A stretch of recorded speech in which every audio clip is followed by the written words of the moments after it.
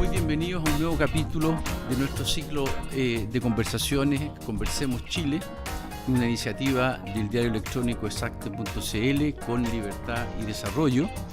Le doy la bienvenida a nuestro invitado de hoy, Juan José Ossa, subsecretario general de Gobierno, y a Gonzalo Cordero, de Libertad y Desarrollo. Muy bienvenido. Muchas gracias, muy buenas tardes, Gonzalo, Cristian. Para mí un honor estar en esta conversación donde ha habido tan insignes invitados y en esta casa que me suena cercana, que conocí en San Crescente hace como 30 años. Ahora, en todo caso, Juan José es subsecretario general de la Presidencia. Yo tengo la siempre de esa precisión en esa. Sí, yo siempre me equivoco a veces en los cargos y en los nombres, así que... Es que ese es el cargo que quiero. Juan José, bueno, muchas gracias por aceptar la invitación y estar conversando con nosotros hoy día. Mi primera pregunta o tema que quisiera plantearte es: ¿cómo es esto de ser subsecretario de la Presidencia en un Congreso que ha sido, yo diría, tan hostil con el gobierno e incluso tan hostil con las reglas? A ver, ha sido una experiencia profesional muy potente y personal, sobre todo porque he aprendido mucho de mi carácter. Como me dijo el Pepe Out cuando llegué, me dijo: esto es distinto cuando venías antes, tienes que ser un zen, tener mucha paciencia. Y en ese sentido yo creo que es posible dialogar con los distintos actores en la medida que uno tenga cierta capacidad de gobernarse, de negociar, pero también ha sido muy frustrante. Ha sido muy frustrante cuando uno ve lo que yo me atrevería a denominar deshonestidad intelectual. Una deshonestidad intelectual que se grafica con un gran ejemplo. Lo que tú conversas en los pasillos con los parlamentarios, lo que ellos te dicen en el pasillo, es muchas veces muy distinto a lo que dicen en el hemiciclo. Y eso es muy frustrante. Y eso te da cuenta que muchas veces no están las razones detrás de las cosas, sino los cálculos políticos. Ha sido también difícil sentir que el gobierno es constantemente cuestionado y a veces injuriado. Eso es doloroso, eso es injusto. Pero por otro lado, es una tremenda experiencia negociar de chico a grande. He hecho grandes amigos también en la oposición y yo creo que va a ser una experiencia que no voy a olvidar. Juan José, los cálculos políticos están siempre en cualquier sistema y en cualquier parlamento. Lo que estamos viendo va más allá de eso. Me gustaría saber tú, ¿a qué atribuyes el clima actual? Hay gente que dice que nuestro sistema electoral asociado al voto voluntario es una de las principales razones por las cuales está tan radicalizado el Congreso, en la medida en que se eligen parlamentarios con 3, con 5%, y eso hace con que los candidatos le hablen nada más que a su platea más fiel. ¿Tú crees que ese es el principal factor o hay otro? Yo creo que hay algo que nadie calculó, que el sistema presidencial sin mayoría en el Congreso, con el actual régimen electoral, hace muy difícil gobernar, hace difícil cumplir los programas de gobierno y genera los efectos que tú describes, que el diputado al 2-3% lo que quiere para reelegirse es hablar lo más fuerte posible. Yo creo que eso nadie lo calculó. No estoy diciendo con esto que el sistema binominal no pudiese haber sido modificado, pero creo que lo que se hizo es muchísimo peor desde esa perspectiva. Ahora, el clima que hay hoy en el Congreso no se debe solo a eso, se debe a lo que está ocurriendo afuera.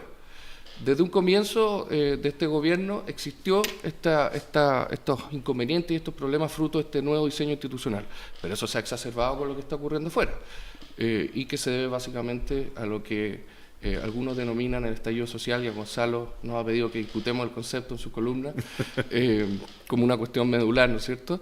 Y también a los efectos de la pandemia. ¿Usas tú, perdón, Solito, qué concepto usas tú en vez de estallido social? No, lo que pasó ahí fue un estallido de violencia fundamentalmente. Ya. Se pueden decir suceso, porque suceso es un género, hay distintas especies, sí, claro. digamos. Lo de los primeros 3 días es puramente violencia sin lugar a dudas. A partir del lunes, martes recién partieron las legítimas protestas. Pero te interrumpí el hilo que tú llevabas. No, a ver, todo esto está exacerbado básicamente por todo lo que ha pasado luego del 18 de octubre y por los efectos de la pandemia y por los efectos de un gobierno que es constantemente torpedeado, con un nivel de obstruccionismo que es realmente increíble. Si usted mira las horas que se han invertido en acusaciones constitucionales e interpelaciones, llega al equivalente a 44 sesiones de sala de la Cámara de Diputados. Entonces, obviamente, todo eso ha hecho de un clima muy difícil. ¿Y no hay ninguna autocrítica de cómo se ha comportado el gobierno? Ayer salió una encuesta de Criteria que el presidente bajó a niveles sin precedentes, a niveles peruanos, tal vez podríamos decir que es muy normal allá. Incluso el presidente Toledo una vez tuvo una tasa de aprobación inferior al crecimiento del PIB, que era bastante... Alguna responsabilidad tiene que haber del gobierno y en particular del presidente por la situación en que estamos, ¿no? Bueno, por supuesto, el presidente siempre dice que hay un deporte nacional, ¿no es cierto?, para criticarnos y que eso se lo vamos a dejar al resto, pero eso no significa que tenemos que hacer un montón de autocrítica. Desde luego, un montón de situaciones inesperadas que eran muy difíciles de manejar y no siempre lo hicimos de la mejor manera. Ahora, las encuestas, yo siempre prefiero a Academ que a Criteria, siempre nos va un poco mejor. No es un criterio muy científico. No, para nada, y por eso lo digo. Yo creo que las encuestas tienen que ser una guía, pero no pueden deprimirnos ni entusiasmarnos mucho. Si Churchill hubiera hecho una encuesta en sus horas difíciles, probablemente no hubiera podido declarar la guerra. Es un ejemplo súper extremo, pero las autocríticas, por supuesto, que existen. Desde luego, no siempre nuestras ayudas sociales pudieron llegar a tiempo a las personas durante la pandemia. Durante lo que ocurrió después del 18 de octubre también cometimos diversos errores. Pero raya para la suma, yo creo que enfrentados ante una crisis institucional tan grande, una crisis económica tan grande, vamos a ser recordados más por lo bueno que hicimos que por lo malo. Dentro de eso, Juan José, a mí me gustaría preguntarte por estos retiros de ahorros previsionales. En definitiva, para el gobierno, ¿estos retiros son una buena política o una mala política? Bueno, esa es la pregunta más difícil de contestar, sin eufemismo. A nosotros siempre nos ha parecido que es una mala política pública, desde luego para el futuro, para las pensiones. Eso no quita que en el efecto inmediato puedan generar ciertas virtudes en la economía, ciertas ayudas a las familias, pero en eso somos claros, son una mala política pública. Me imagino que la pregunta siguiente es por qué presentamos nuestro propio retiro, que es la pregunta que muchos se hacen. Nosotros nos dimos cuenta que iba a haber un segundo retiro, sí o sí, y que ese segundo retiro iba nuevamente a pasar por el lado de la institucionalidad, iba a usar un mecanismo tramposo que todos ustedes conocen. Y un cierto realismo político nos llevó a decir, mira, en la medida que tengamos un proyecto propio, la adhesión al primero va a ser inferior y podremos recurrir todavía con mayor propiedad al Tribunal Constitucional. Una vez se tiene que pagar un costo para cerrar una llave, una sangría que viene, ¿no es cierto?, amenazada por 11 proyectos que usan el mismo mecanismo tramposo. Desde luego, tercero retiro, modificación de los quórums para la Asamblea Constituyente, y así suma y sigue. Así que creemos nosotros que pagando ciertos costos, asumiendo que una política pública futuro podría no ser especialmente beneficiosa, nos pareció que era la decisión correcta. Yo quiero insistir un poco... Perdona, Cristian, para cerrar. El proyecto del segundo retiro era un proyecto distinto al que había presentado Pamela Giles y la oposición. Era, desde luego, focalizado, pretendía que las más altas rentas pagaran impuestos, exigía información por parte de la AFP para efecto de las personas tomaran una decisión informada sobre si retirar o no sus fondos en relación al impacto que tendría sus pensiones, y además obligaba al reintegro, es decir, se trataba de una situación de emergencia. Eso no salió así del Congreso, pero por lo menos las más altas rentas van a pagar impuestos y eso no va a ser una recaudación menor. Yo quiero insistir un poco en el tema de la autocrítica relacionado con el retiro del 10%. Yo tengo entendido que el retiro del 10% al final fue la fórmula que encontró el gobierno para poder alinear a Chile Vamos. Si no, Chile Vamos no iba a apoyar esta iniciativa del gobierno, lo hizo un poco contra la pared. En lo que estábamos hablando, se entiende que el gobierno tenga problemas con sus adversarios. Al final los adversarios tienen derecho a comportarse como adversarios, pero los problemas que ha tenido con Chile Vamos escapan un poco a esa lógica. Y yo supongo que por ahí debería haber algún tipo de autocrítica, ¿no? Por supuesto. Ha habido momentos de gran alineación en el sector en los distintos hitos más relevantes luego del 18 de octubre, pero también en el último tiempo hemos visto un desorden que ha costado regularizar. Tenemos algunos parlamentarios que tienen muchos incentivos para reelegirse, tenemos algunos que llevan más tiempo, que tienen más experiencia, y es verdad, nos costó alinearlos. Teníamos este desafío de que apoyaran la iniciativa del gobierno y no la iniciativa de la oposición, y en particular de Pamela Giles y Matías Walker. Pero creemos que, habiéndolo logrado, se generó un efecto virtuoso de cierta unidad que, por ejemplo, hoy día vemos en el sector a propósito de los escaños reservados para los pueblos originarios. Tenemos un sector, Chile Vamos, que no ha cedido en materias muy relevantes que pueden parecer muy obvias, pero que en estos días a veces cuesta cautelar, como es, por ejemplo, que cualquier escaño reservado esté bajo los 155 miembros que tiene que tener la convención y en base a un padrón previo. Y yo creo que ese desorden que logró ser terminado relativamente bien está generando este efecto virtuoso hacia el futuro. Sí, yo creo, complementando una cosa que decía Cristian, que toda oposición tiene derecho a comportarse como oposición al gobierno, pero no como oposición al sistema, ¿no? Al sistema, y particularmente al sistema democrático. Yo creo que han habido momentos en los cuales la oposición, partes de la oposición, se han comportado realmente como opositores al sistema democrático más que al gobierno.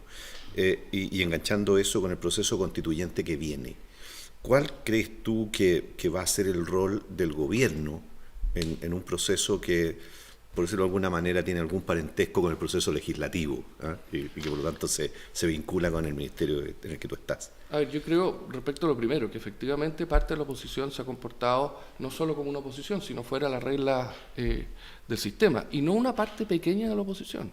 Desde luego el Partido Comunista ha sido, a mi juicio, derechamente golpista. O sea, cuando tú te restas de un acuerdo, luego te llenas la boca con el apruebo, luego pretendes cambiar los quórums de la constituyente, y luego hace un llamado a rodear de protesta y, digámoslo, de violencia a la constituyente, eso ya escapa de la Constitución, es derechamente golpista. A su vez ha habido una oposición que también se ha comportado fuera de la institucionalidad y que es un arco bastante amplio, que son casos a veces muy específicos pero que ejercen mucho liderazgo. ¿Cuál va a ser el rol en la Asamblea Constituyente? Desde luego el que le da la Constitución. La Constitución señala que el presidente, a través del órgano que designe, debe entregar apoyo técnico, administrativo y financiero. El financiero ha ido por el lado de la ley de presupuesto, que ya fue aprobada la forma en la que, y me voy a referir a eso porque es relevante tu pregunta. El técnico, nosotros esperamos que se traduzca en que los ministros de Estado tengan derecho a voz, a asistencia, que se les pida información, que la Biblioteca Nacional juegue un rol relevante. Por eso es importante que se celebre, ¿no es cierto?, en el ex Congreso Nacional. Pero en el financiero me detengo porque me llega muy de cerca. Lo que se estableció para efectos de administrar a la convención, que no tiene ni siquiera personalidad jurídica, es que se creó en la ley de presupuesto recientemente un programa que depende de la SECPRES. Y eso significa que la SECPRES, por la disposición de la Constitución, sumado a la ley de presupuesto, va a ser quien va a estar encargada de muchos aspectos administrativos, desde luego de la contratación de todos quienes trabajen en la Asamblea Constituyente, sean oficialistas, sean de oposición, y algo que hemos conversado con la Contraloría para efecto de que ese proceso sea muy transparente. Así que, y esto digo me llega de cerca porque yo soy el jefe del servicio y voy a tener a 180 personas más contratadas de un día para otro, y esa vinculación es súper potente porque ordena a la Asamblea y el apoyo técnico permite que el Ejecutivo juegue un rol. ¿Por qué 180? Porque se estima que entre las personas nuevas contratadas, los asesores por cada uno de los constituyentes, debiera bordear esa cantidad de personas. Aunque esperamos que haya sinergias con funcionarios que hoy están en el Congreso. ¿Va a haber personal de secretaría, como son los secretarios de las comisiones hoy día en el Congreso, en la Convención? Sí, debe haber una secretaría técnica, porque así lo dice la Constitución, y nuestra idea es que ojalá el Congreso pueda, a propósito de comisiones de servicio, jugar un rol en eso. Tienen experiencia, son ecuánimes, y esperamos que los constituyentes estén abiertos a eso. Yo estoy de acuerdo que la oposición se ha saltado las reglas y que no han sido solo el PC y los representantes de la izquierda más dura. Pero dada la situación en que está el país, ¿no hay también una dificultad del gobierno en sintonizar con la situación actual? Y lo digo especialmente con la figura del presidente de la República, que yo sé que no es un subsecretario no va a ser particularmente crítico del presidente, pero me da... Sino todo lo contrario. Sino todo lo contrario. Una vez estábamos conversando con Juan José, yo le dije que de alguna forma todos los periodistas éramos piñerólogos. Él dijo, no, yo no soy piñerólogo, soy piñerista. Lo entiendo perfectamente. Pero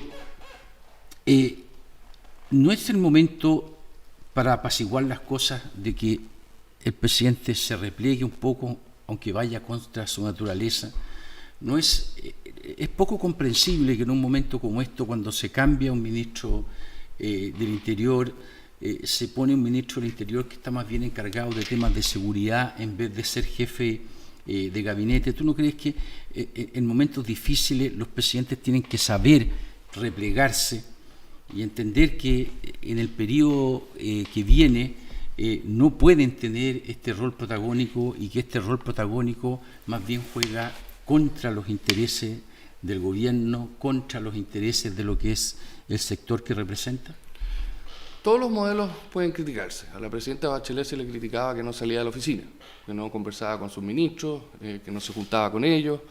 Pero ojo, ella tuvo una... Perdón que te interrumpa, lo último nomás. Pero ella, después del caso Cabal, se replegó. Entendió que su figura dividía, que había un problema, y ella, con todos los problemas que pueden haber respecto a su gobierno, las críticas, ella supo replegarse.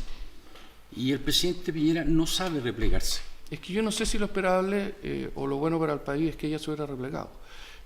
Por supuesto se pagan costos cuando se tiene mucha presencia, pero al mismo tiempo eso habla de cierta valentía de querer asumir los problemas y ponerle el pecho a las balas, de no decir después desautorizar a un determinado ministro.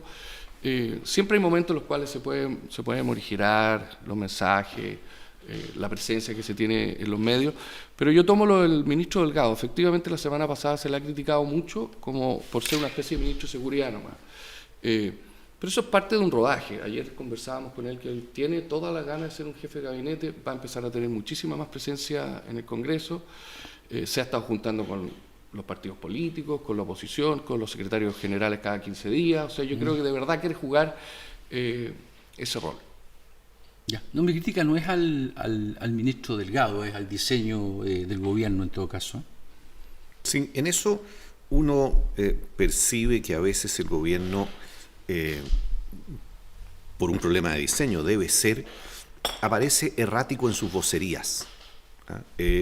Por ejemplo, en el tema de la pandemia, cuando uno ve que el ministro del Interior dice que se espera que para la época de Navidad se pueda relajar un poco la situación de restricción, y antes de 24 horas el ministro de Salud dice una cosa que va en sentido contrario,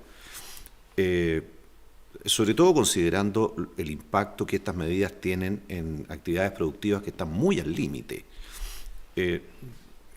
De fuera uno cree, y esa es la pregunta, de fuera uno cree que eso puede deberse a una falta de coordinación, a un problema de diseño. A ver, la mesa COVID funciona todos los días y tiene como propósito no solo entregar, ¿no es cierto?, noticias y novedades, sino justamente coordinarse. Se trata de una situación muy dinámica, muy compleja, donde están bajo mucha presión, mucho estrés, y que día a día va cambiando de forma a veces relativamente drástica desde la perspectiva de la estadística. Lo que el ministro del Interior pueda decir un día puede ser morigerado luego por el ministro de Salud, porque han sucedido ciertos acontecimientos, se han producido ciertos efectos. Por ejemplo, tú haces un anuncio en donde te estás replegando y mucha gente sale a comprar regalo de Navidad. Y eso genera un cierto efecto que el ministro de Salud debe cautelar y en consecuencia entregar un mensaje que es relativamente distinto. Y esto lo hemos visto y hay que asumirlo desde el principio de la pandemia. Si esto nos ha pasado desde el principio, pero principalmente por esa razón. ¿Cuál es el horizonte del gobierno? Porque yo me acuerdo que antes del plebiscito del 25 de octubre se ofrecía un cierto horizonte. Se decía, mire, nosotros vamos a amanecer, cuando me refiero a nosotros, sí, al sector oficialista, vamos a amanecer el 25 de octubre unidos, la oposición va a aparecer dividida, porque en nuestro lado hay un consenso respecto de lo que debe ser la nueva Constitución. No es más fácil ponernos de acuerdo de lo que se puede poner en la oposición. Y ese diseño, para decir las cosas por su nombre, fracasó, no se dio. Hoy día uno se pregunta cuál es el horizonte, qué tipo de, por último, de esperanza, de camino se ve hacia adelante, porque la verdad es que desde afuera uno no vislumbra hacia dónde están puestas las fichas para revertir en algo este escenario adverso. Yo creo que este diseño que planteó el presidente, donde después del plebiscito íbamos a estar más desunidos y la oposición al revés, yo creo que se ha dado. Nos desordenamos a propósito del 10%, pero en materia de propuestas constitucionales no hay ninguna duda que estamos más de acuerdo entre nosotros que la oposición. Y respecto a la oposición, lo que ha ocurrido la última semana refuerza justamente que lo que hay es justamente desunión, polarización, así que en ese sentido yo creo que el escenario no se ha dado exactamente, pero cada vez se está dando más. Por ejemplo, cuando se alineó Chile Vamos en el 10%, en escaños reservados y en propuestas constitucionales, donde vamos a estar muchísimo más de acuerdo que la oposición. ¿Y cuál es el horizonte? Son 3 horizontes. Básicamente, seguir implementando lo más posible el programa de gobierno, donde hay muchas iniciativas que podemos conversar. Segundo, jugar un rol en el proceso constituyente que luego sea recordado como una buena salida institucional a una crisis que era muy profunda, de la cual sale una constitución razonable, luego se ratificaba, ¿no es cierto?, en el plebiscito de salida. Y un tercer aspecto, a nuestro juicio muy relevante, es si convencemos al Congreso de jugar un rol o no. El Congreso puede tomar 3 decisiones. Va a tener una asamblea que va a estar llevándose todas las luces y en consecuencia puede decir ser irrelevante y dedicarse a sus propias campañas, dedicarse a obstruir al gobierno y seguir con esta política de acusaciones, interpelaciones, o bien tener un sentido de orgullo y competirle a la constituyente frente a la ciudadanía. ¿Y eso qué supone? Que nos pongamos de acuerdo respecto a algunos mínimos comunes, tal vez no tan ideológicos para que puedan prosperar, para que podamos sacar iniciativas que son relevantes para la ciudadanía. Y si logramos esto último, yo creo que el gobierno a su vez va a haber logrado un horizonte del cual vamos a estar ¿Cuáles serían contentos. esas iniciativas? Bueno, son muchas. Yo creo que hay algunas más complejas, que son las relacionadas a seguridad, donde es realmente inexplicable el nivel de obstruccionismo por parte de la oposición, que muchas veces dice que quiere mejorar a Carabineros, pero lentece los proyectos, no permite que avance la ley de inteligencia, está en contra de la ley de infraestructura crítica, pero en materia de Carabineros creemos que sí vamos a poder avanzar. Y además de esa agenda, existen distintas agendas sociales, agendas ciudadanas, que sí podemos impulsar. Usted vio que en migraciones lo logramos finalmente. Está el proyecto de notario, hay 10, 12 proyectos que no son tan ideológicos y yo creo que todos deberíamos impulsar. Pero para eso la oposición tiene que dejarse de evitar el avance de iniciativas que uno realmente no se explica por qué, salvo hacerle daño al gobierno, no quieren que avance. El kinder obligatorio. El kinder obligatorio lo que pretende es que todos los niños que no tengan un financiamiento puedan ir a kinder. El aumento de la subvención escolar. ¿Qué significa eso? Más plata para los colegios, pero los gremios asustan a muchos miembros de la oposición. La ley Juan Barrio, que lo que permite es penalizar más gravemente a quienes queman camiones, y así sucesivamente. Nosotros necesitamos que la oposición acepte esos mínimos comunes por sentido de orgullo. Ellos no pueden aceptar ser diputados y senadores irrelevantes porque existe una asamblea constituyente paralela. ¿Qué tan lejos estamos del populismo a propósito de lo que estamos conversando? Porque hay distintas maneras de ser populista. Una es la que tú describes. La otra es promover políticas públicas que no sean consistentes en el tiempo. A ver, yo creo que el populismo ya llegó. Estamos nadando en aguas turbulentas de populismo. Basta oír las intervenciones de muchos políticos, oír muchas intervenciones en el hemiciclo de la Cámara, del Senado, contrastarlo con lo que dicen en privado, porque cuando uno ve esa diferencia se da cuenta que hay mucho de populismo, ¿no es cierto?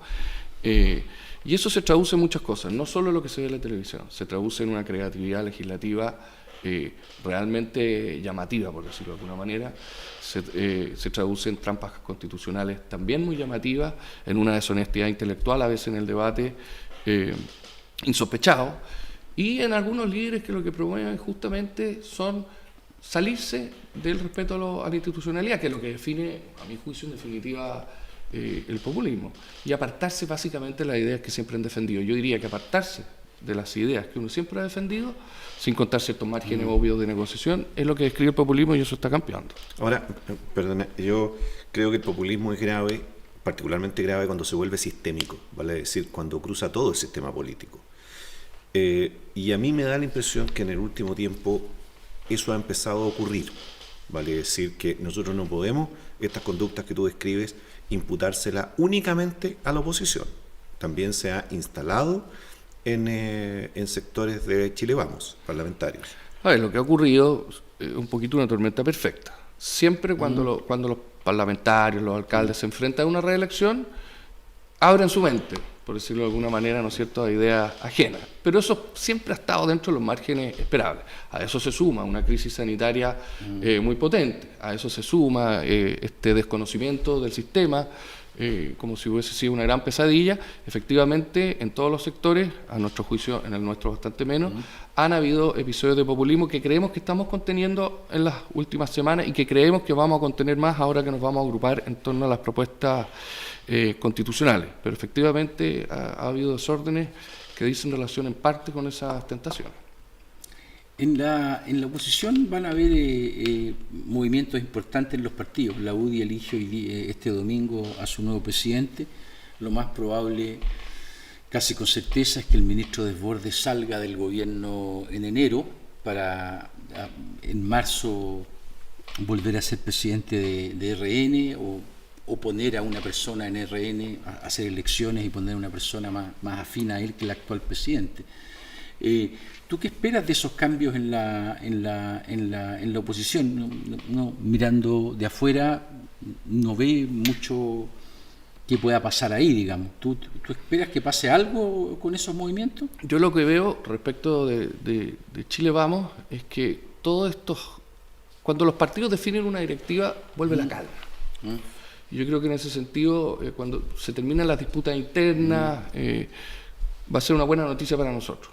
Y respecto a la oposición, yo lo que veo es prácticamente ningún liderazgo que aglutine, veo liderazgo individualista. Y lo que veo en la oposición, que es muy grave, es que las bancadas en la Cámara de Diputados conversan muy poco con sus bancadas de la Cámara del Senado. Sí. Y eso hace que choquen mucho. Y lo que yo veo también es que en la oposición hay muchos presidenciables. Cuando tú tienes muchos presidenciables, tienes disputas.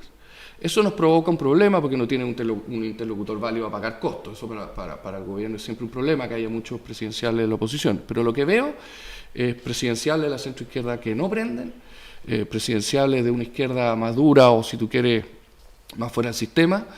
Y eso yo creo que va a ser un problema. Lo que veo es una gran dificultad por parte de ellos ponerse de acuerdo. No veo que porque Natalia Castillo y Pablo Vidal se acerquen a la centroizquierda tome alguna definición distinta o los vaya a abrazar y les vaya a permitir ser candidatos. No veo nada de eso. ¿Para ti qué significa que Pamela Giles y el alcalde Jadwe tengan el protagonismo y la posición en las encuestas que tienen hoy día? Yo creo que eso se debe a dos cosas: al régimen electoral, primero, y segundo, a que la centroizquierda ha renegado todo lo que ha hecho.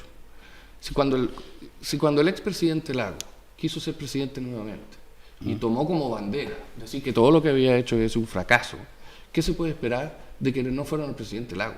¿Qué se puede esperar de los senadores de centroizquierda, de aquellos que aspiran a ser presidente? Nada. El presidente Lago ahí abrió una puerta que devino en liderazgos como el de Jadwe y el de Pamela Giles. ¿Por qué crees tú que en la convención constituyente puede haber más orden en Chile Vamos? Yo eso lo miro con cierto escepticismo. Yo creo que por dos cosas. Primero, porque yo genuinamente creo que en los contenidos constitucionales estamos inmensamente más de acuerdo que la oposición. Y en segundo lugar, y esto puede ser una aspiración, yo creo que la democracia cristiana, enfrentada a terminar. La democracia cristiana ha estado unida a la centroizquierda por varias razones, pero principalmente como un opositor a Pinochet. Sentado en una convención constituyente, donde se trata de terminar lo que ellos consideran, ¿no es cierto?, que es el enclave histórico, ¿no es cierto?, del pinochetismo, pueden estar muchísimo más dispuestos a conversar sobre lo que realmente creen.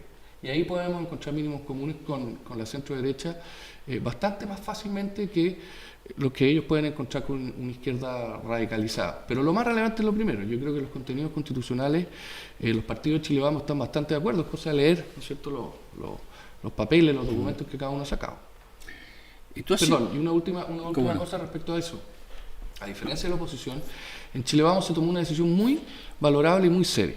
Respecto a los alcaldes, concejales, gobernadores, cada uno va a tratar de ganar al otro.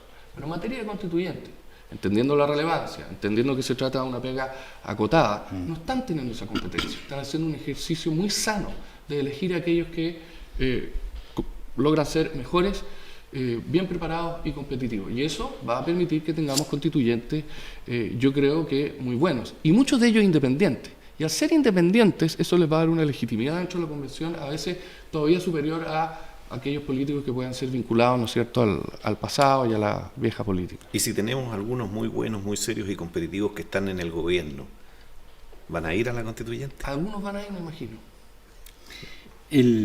Tú hablabas de la diferencia entre la Cámara de Diputados y el Senado.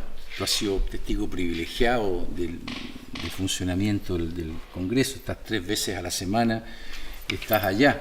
Me gustaría que explicaras un poco cuáles son las diferencias que tú ves y los motivos por los cuales se dan esas diferencias. A ver, yo no quiero, o no quise hacer un juicio de valor sobre los méritos de una u otra. Lo que quiero destacar como un defecto que afecta a la oposición sobre todo, y al buen funcionamiento de las leyes, es que la bancada de C con la bancada de C de la Cámara no conversan ni rivalizan. Lo mismo en el PS, lo mismo en el PPD. Entonces eso, no hay una unidad de política pública. Eso a veces está incentivado porque los diputados quieren llegar al Senado. Y eso es bastante natural, esperable y genera algunos incentivos, ¿no es cierto? Y yo también me he notado, me ha llamado la atención que entre las propias cámaras, de forma general, también existen ciertas disputas que son esperables, ¿no es cierto? Pero uno a veces ve que hay un proyecto de ley que es una moción en la Cámara de Diputados y también en el Senado. Y uno dice, bueno, hagamos una comisión conjunta, bicameral, te es relevante que el gobierno haga una indicación sustitutiva aquí y no acá, y les produce mucha dificultad. Y eso hace también dificultoso ir avanzando. Pero en eso yo creo que cada una de las cámaras tiene sus virtudes y sus defectos. ¿Y tú crees que eso ocurre solo en la oposición? No, en nosotros también ocurre, en Chile Vamos, pero de forma más morigerada y va a dejar de ocurrir todavía más ahora que se van a zanjar, ¿no es cierto?, las directivas. Pero yo genuinamente veo que los diputados de Chile Vamos conversan mucho más con los senadores de Chile Vamos que la oposición. Obviamente hay cosas, ¿no es cierto?, hay matices, hay diferencias, pero lo veo mucho más en la oposición. Yo percibo que en materia legislativa el gobierno tiene un excesivo, a mi juicio, temor a perder. Y eso hace que no ejerza todas sus atribuciones. Vale decir,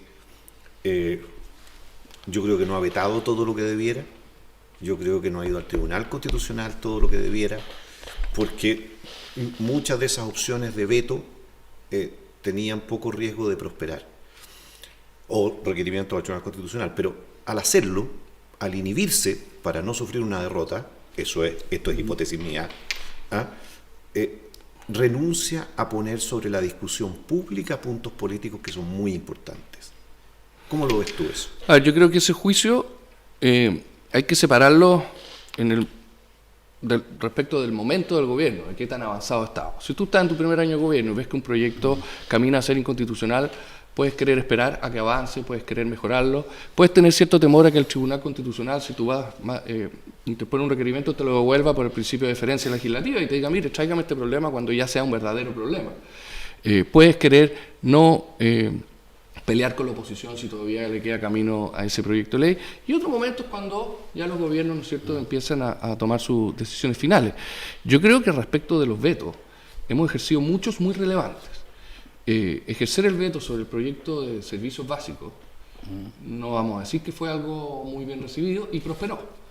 Y existen, se han ejercido muchísimos vetos. Por ejemplo, naturalmente que vamos a vetar la ley de garantías de la niñez si tiene preceptos que nos parece que deben ser modificados. Pero en esto hay una cuestión técnica, porque hay distintos vetos. Entonces los vetos supresivos son los que están destinados a prosperar. Y lo que está pasando con los vetos aditivos es que la oposición por mayoría simple los transforma, los sustitutivos los transforma en aditivos. Entonces ahí nuevamente me recuerda un poquito la disputa entre la de Sella y Allende, ¿se acuerda por el veto de cuál era el quórum? Entonces son los vetos supresivos los destinados a prosperar y los vamos a ejercer, y hemos ejercido bastante. Pero para mí el gran ejemplo es el de servicios básicos. Partida la pandemia, era un proyecto muy, muy popular. Las empresas ya estaban entregando una fórmula muy similar a la de la ley y los artículos que nosotros suprimimos, créeme que costó alinear a los Chile Vamos y lo logramos. Actualmente, ¿cuáles son para ti los proyectos más relevantes que están en el Congreso? Relevantes porque queremos que prosperen o queremos detenerlos. Tú escoges, mezcla los dos y escoges. Sí, los que queremos seguir promoviendo, yo diría que la agenda de seguridad de todas maneras, que está compuesta no solo por la reforma de Carabineros, y donde, como tú dices, estamos dispuestos a ir a perder y poner en votación una serie de proyectos y cada uno pagará sus costos políticos. Esperamos que los pongan en votación, porque aquí sí existen dos formas de obstruccionismo. Desde luego no ponerlos en votación es una fórmula. Y nosotros hay proyectos que derechamente, a medida que avanza el tiempo, vamos a pedir que se pongan en votación. Pero la agenda que ojalá podamos seguir empujando, básicamente la agenda de seguridad, hay muchos proyectos de la agenda social que hay que seguir impulsando, van a ir apareciendo nuevos proyectos asociados a la pandemia, yo creo que sobre eso tenemos que ir haciéndonos la idea. Y hay distintos proyectos ciudadanos como son, y es un poquito una obsesión mía porque lo iniciamos en el Ministerio de Justicia, el proyecto de notario, que siempre es un proyecto difícil de impulsar. Ahí hay mucho interés, pero ¿y este proyecto de indulto a las personas que fueron detenidas durante la revuelta del 18 de octubre? A ver, ese proyecto tiene, por decirlo menos, dos inconvenientes. Desde luego, uno legal. No se puede indultar a quien no ha sido condenado. Partamos de esa regla básica constitucional. Es una y se trata, esto es una especie de ley de amnistía camuflada, que es otra cosa, que también además debe aplicarse a quienes están condenados. En segundo lugar, decir que es una pésima señal me quedo corto, porque se trata básicamente de indultar, amnistiar, perdonar, llamémoslo como queramos, no a quienes salieron a las calles a protestar, sino a aquellos que no han sido todos por lo demás, quemaron el metro, saquearon pymes, saquearon locales comerciales, incendiaron iglesias, quemaron a Carabineros. Entonces, cuando se pretenden dar ese tipo de señales, lo que se está haciendo es avalar la violencia. Y cuando tú avalas la violencia y la legitimas, puedes generar más violencia. Si yo soy una persona que ya está comportándose de esa manera, para mí que varios senadores me estén pidiendo que además, si me ocurre, no me pase nada, ¿qué es eso? Un incentivo a seguir haciéndolo. ¿De qué universo estamos hablando y si puedes especificar qué tipo de delitos son los que predominan ahí? El universo ha cambiado, por supuesto, con el paso del tiempo. Hay cifras bien interesantes que nos demoramos en recopilar, que fueron una mezcla entre la información de la Defensoría y Gendarmería, donde tú veías que los primeros 3 días había muchas personas que tenían antecedentes previos, había muchas personas de un rango etario entre 18 y 22 que no lo tenían y que en consecuencia no estaban en la onda de saquear, sino más bien en la de destruir. Había ciertas personas que estaban enlistadas como visitas de presos, ¿no es cierto?, que estaban, y muchos que entraban y salían. El universo no lo conozco ahora, pero sí los tipos de delitos. Ya, ¿no puedes dar ni siquiera un número aproximado del universo? De hecho, hoy día en la mañana fue pedido el universo en atención a las novedades, ¿no es cierto?, de la amnistía, porque es bueno que los chilenos sepan de cuántas personas estamos hablando y de quiénes. Yeah. No conozco el universo ahora. Lo que sí te puedo... ¿Se lo pidieron aquí a Carabineros, al Ministerio Público? Sí, a las instituciones que tienen que entregarnos esta información. Ahora, ¿cuáles son los tipos de delitos? Y aquí hay que entender por qué ha sido tan difícil controlar el orden público, entre muchas razones. Los delitos que son desórdenes contra el orden público, que son básicamente agredir a Carabineros, ataques incendiarios menores, son faltas. Y como son faltas, es imposible que se dé la prisión preventiva. Y esto significa mucha dificultad para controlarlo y a su vez significa que quienes están en prisión preventiva han cometido delitos bastante graves, que no se enmarcan dentro de estas faltas que yo te estoy mencionando. Pero se trata de eso, de fabricación de armas incendiarias, qué sé yo. A su vez, el delito de incendio, saqueo, ahora rige la ley antibarricada, pero se trata de delitos básicamente de desórdenes y algunos contra la propiedad. Y la Araucanía, Juan José, porque todas estas cosas de una forma u otra repercuten en la Araucanía. Yo creo que el principal problema que estamos viendo aquí es que se olvida que la fuerza del Estado es la alternativa a la autotutela. Entonces, si el Estado debilita su capacidad de imponer el orden, lo que inevitablemente va a empezar a surgir son formas de autotutela, y donde eso pareciera estar más cerca es en la Araucanía. Sí, yo creo que el Estado no ha debilitado la forma de ejercer el orden público y legítimo uso de la fuerza. Puede ser que no lo hayamos podido aumentar a la par de cómo ha aumentado la violencia, pero en ningún caso ha sido algo que se ha descuidado. Y en esto inciden muchas cosas, desde luego la gente que legitima la violencia, desde luego cuando no se nos permite avanzar en proyectos de ley que realmente permitirían cambiar las cosas. La ley Juan Barros, se nos rechazó la idea de legislar por parte de la oposición este nuevo delito de hurto de madera. La ley de inteligencia. Entonces es bien difícil que si la violencia aumenta y nosotros no podemos aumentar las facultades de las policías, y a eso se suma obviamente una dificultad en arreglar ciertos asuntos que son netamente culturales, sociales, de integración, de respeto por la cultura, que siempre están cuesta arriba. Pero yo realmente me impresiona cómo la oposición se opone a la ley antiterrorista, a las nuevas técnicas investigativas. Entonces es difícil de esa forma. Y además en esto influyen algunas condiciones geográficas que hacen muy difícil para la policía y para la policía de investigaciones dar con los distintos terroristas, llamémoslos como son, que se encuentran en las distintas zonas. Y a eso se suman algunos episodios desafortunados que obviamente le han costado a Carabineros seguir en este fantástico posicionamiento que tenían antes. Juan José, el tiempo se nos está acabando y te quería hacer una pregunta relacionada con el 18 de octubre. A tu modo de ver, tú has hecho un diagnóstico muy centrado en la oposición, lo que es perfectamente natural y comprensible. Pero para ti, ¿cuáles son las verdaderas causas de lo que pasó el 18 de octubre? ¿Cómo te explicas tú? Yo no creo que sea una cosa de un solo factor, deben haber varios factores. ¿Tú a qué conclusión has llegado? Yo creo que hay muchísimos y hay algunos que no se han explorado lo suficiente. Lo primero es que yo no partiría de la premisa que lo que se está cuestionando necesariamente es el capitalismo. Nosotros vemos la cantidad de distintas cosas que se están pidiendo. Yo creo que Carlos Peña en eso tiene bastante razón.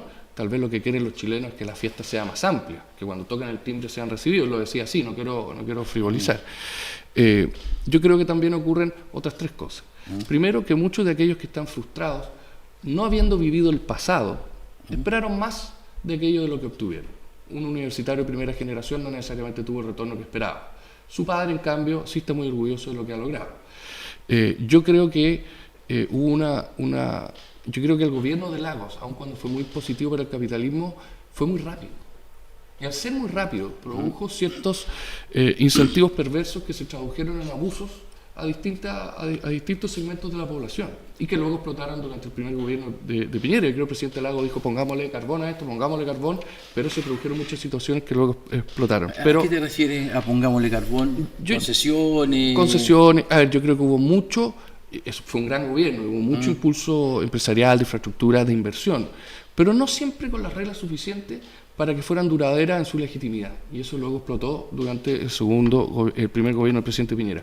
Pero si tuviera, con esto termino, dar una razón, yo creo que una gran autocomplacencia por quienes hemos defendido este sistema. Como que nos compramos la tesis del fin de la historia de Fukuyama y dijimos, realmente esto llegó para quedarse. Y eso pasó en todo el mundo. Y luego eso siendo cuestionado por las burbujas de las redes sociales, por este sistema electoral, por gobiernos que no tienen mayoría, fue generando este ambiente. Y finalmente, no sabíamos que había tanta violencia. Cuando tú ves la academia y te das cuenta que el 24% de los chilenos, que el 25% de los chilenos legitima la violencia como forma de obtener demandas sociales, cuando tú ves que el 44% de quienes se identifican con la izquierda también lo hace, cuando ves que el 24% de aquellos de mayores ingresos también lo haces, te estás encontrando con una gran sorpresa. Y te encuentras con una sorpresa donde tener esta discusión se hace inmensamente difícil. Como decía Ricardo Caponi antes de morir, la violencia parece ser adictiva. Es un poco como la metáfora del señor de las moscas, donde si tú ves que el otro es violento, hay alguien que te dice que está bien, se empieza a generar un círculo donde tú ya ni siquiera examinas si lo que tú estás haciendo está bien o mal. Y eso sí que fue una sorpresa. Me quedó algo sobre el tema de la Constitución. Tú decías que prevés mucho más acuerdo en Chile Vamos. Y yo veo que se ha levantado como una alternativa respecto de si tener una Constitución mínima, llaman algunos, o tener una constitución más preceptiva, más parecida en términos de su frondosidad con la actual, derechos sociales más desarrollados, en fin. ¿En cuál de las dos te sitúas tú? Lo que pasa es que nosotros tenemos un problema. Ojalá fuese minimalista, pero como ya es maximalista, lo que vamos a buscar, vamos a tener que buscar algo bastante más intermedio. Porque si ciertas instituciones que no debiesen estar en la Constitución, las sacamos, el riesgo va a ser altísimo que mediante leyes simples las distorsionen. Entonces estamos un poquito en una camisa de fuerza. Y respecto de las garantías, ¿no es cierto?, los derechos sociales, el desafío es explicar qué son y cuál es su alcance.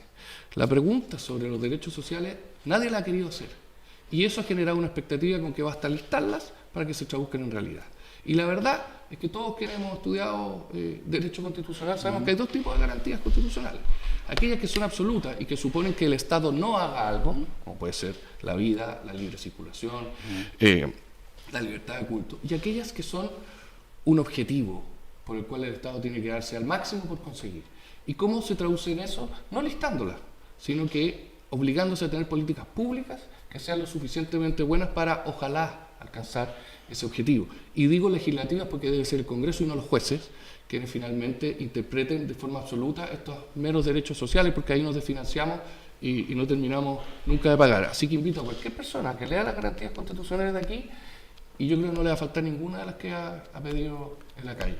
Y respecto de lo que se ha dado en llamar las instituciones contramayoritarias, ¿cuál es tu percepción? Me refiero a todas aquellas instituciones que significan un límite a las eventuales decisiones que pueden tomar los órganos políticos, el Congreso, Tribunal Constitucional, el Banco Central, en fin, los quórums por sí mismos. El concepto contramayoritario, creo yo, es la forma de desmerecer ciertas instituciones que lo que permiten es la democracia y evitar que mayorías simples, provisorias, puedan pasar por encima del resto del país, sobre todo en materia constitucionales. Los quórums relativamente altos resguardan justamente la libertad de las personas, todas estas garantías constitucionales. Si por mayoría simple van a poder decir que ya no existe la libre circulación, yo creo que se requiere para eso un acuerdo bastante más amplio.